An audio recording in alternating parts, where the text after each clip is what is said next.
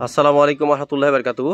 আলহামদুলিল্লাহ, আমরা আজকে দিনাজপুর জেলা খানসামা উপজেলার গোবিন্দপুর গ্রামের সরকার পাড়ায় উম্মে কুলসুম বিবিকে সরলপথ মিডিয়ার পক্ষ থেকে একটি হুইল চেয়ার প্রদান করলাম। আলহামদুলিল্লাহ, আমরা বেশ কিছুদিন পূর্বে সরলপথ মিডিয়ার কাছে আমরা একটা হুইল চেয়ারের জন্য আবেদন করেছিলাম।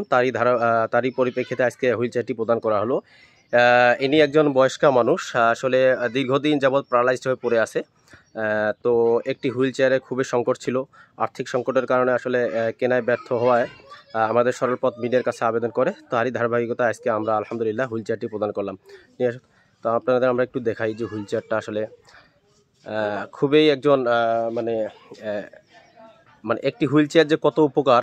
এখন এই হুইল চেয়ারটি দিয়ে পাড়া প্রতিবেশী যারা আছে তাদের সাথে দেখা সাক্ষাৎ করতে পারবে, তাদের সাথে কথাবার্তা বলতে পারবে।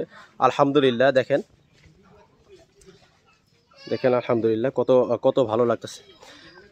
হুইল চেয়ার পেয়ে কি খুশি হয়েছেন? খুশি হয়েছেন?